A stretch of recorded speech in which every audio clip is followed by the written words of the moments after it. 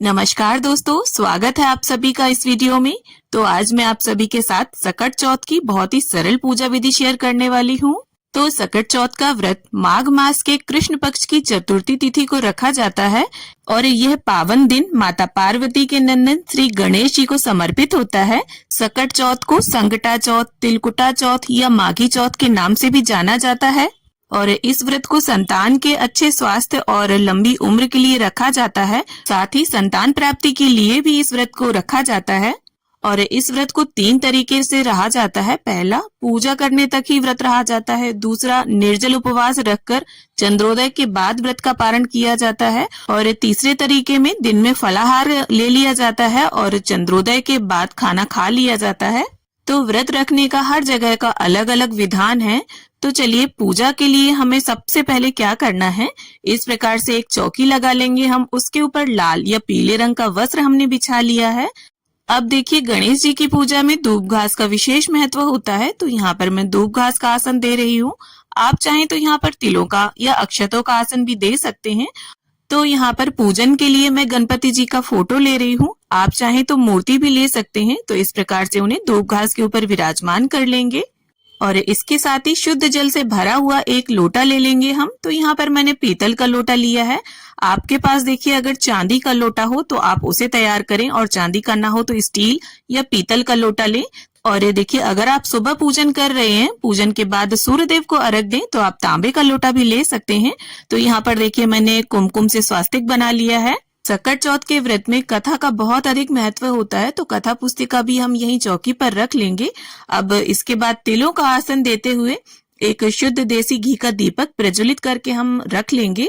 तो देखिए, कोई सा भी व्रत पूजन हो, दीपक को प्रज्वलित करके ही आप पूजा को शुरू करें, क्योंकि दीपक जो है वो हमारी पूजा का, संपूर्ण पूजा का साक्षी होता है।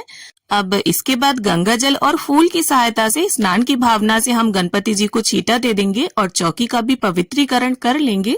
और इसके बाद देखिए, स्नान के बाद जिस तरह से वस्त्र पहने जाते हैं, ठीक उसी प्रकार से यहाँ पर गणपति जी को मैंने यहाँ पर एक पीले रंग का अंगोछा समर्पित कर दिया है। आप चाहे तो कलावा भी अर्पित कर सकते हैं। अब गणपति जी को यहाँ पर हम यज्ञोपवीत अर्पित कर देंगे।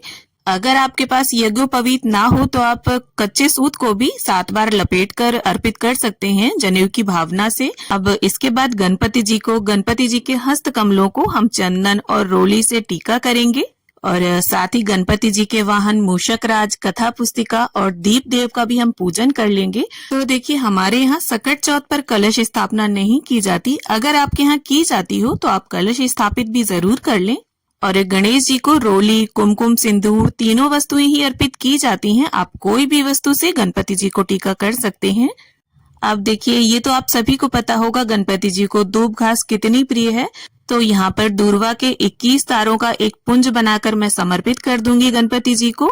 अब अगर आपको गुड़हल का पुष्प उपलब्ध हो जाता है तो आप गणपति जी को वो समर्पित करें, वरना आप मेरी तरह लाल रंग के गुलाब भी गणपति जी को समर्पित कर सकते हैं। तो देखिए, अगर आप सुबह पूजन कर रहे हैं तो इस लोटे से आप सूर्यदेव को अर्घ दे सकते हैं और अगर शाम के समय पूजन कर रहे हैं तो देखिए, चंद्रदेव के पूजन के लिए हमें इसमें सफेद रंग का पुष्प, तिल, चंदन, थोड़ा सा कच्चा दूध, ये सभी वस्तुएं डाल लेनी है। अब इसके साथ ही गणपति जी को यहाँ पर हम तिल अर्पित कर देंगे। अब देखिए, सकट चौथ पर गणपति जी को विशेष रूप से तिल और गुड़ के 10 लड्डुओं का भोग लगाया जाता है और ऐसा कथा पुस्तिका में भी लिखा है, मैं आपको आगे दिखा दूंगी। तो इस प्रकार से गणपति जी को हम लड्डुओं का और अपने घर की रसोई में जो भी आपने पूड़ी पकवान या कोई मीठा बनाया हो उसका भोग आप अर्पित करें। और गणपति जी को देखिए, सकट चौथ पर शकरकंद का भोग विशेष रूप से अर्पित किया जाता है। तो यहाँ पर उबली हुई शकरकंद का मैं भोग अर्पित कर रही हूँ और साथ ही गाजर के हलवे का भी भोग मैंने अर्पित कर दिया है और इसके साथ कच्चे नारियल का भी भोग हम गणपति जी को अर्पित कर देंगे। और इसके साथ ही जो भी ऋतुफल आपके घर पर उपलब्ध हो, आप उनका भोग अर्पित करें। अब देखिए, जैसा कि नाम से ही पता चलता है, तिलकुटा चौथ, तो यहाँ पर हमें तिल और गुड़ को कूट कर ले लेना है। और बहुत से लोग देखिए तिलकुट का पहाड़ बनाते हैं 1.25 सेर का, और हमारे यहाँ जो है वो तिलकुट का बकरा बनाया जाता है। तो जैसा मेरे यहाँ होता है, मैं बिल्कुल वही विधि आपके साथ शेयर कर रही हूँ। तो यहाँ पर मैंने तिलकुट का बकरा बना लिया है। देखिए, बहुत अच्छी शेप तो नहीं दे पाई हूँ मैं, तो आपसे जैसा भी बने आप उसको बनाकर यहाँ पूजा की चौकी पर रख ले। अब इसके बाद बकरे का भी हमें विधिवत पूजन करना है। स्नान की भावना से छींटा देना है, वस्त्र की भावना से कलावा अर्पित करेंगे और इसके बाद विधिवत बकरे का भी हमें चंदन रोली से तिलक करना है, पुष्प अर्पित करना है। अब देखिए, जिस तिलकुट से हमने बकरा बनाया था उसी में से थोड़ा सा भाग निकालकर हम यहीं चौकी पर रख लेंगे और चंद्रोदय होने के बाद जब चंद्रदेव का हम पूजन करेंगे, उन्हें अर्घ देंगे, तो यही तिलकुट उन्हें भी जिमाएंगे।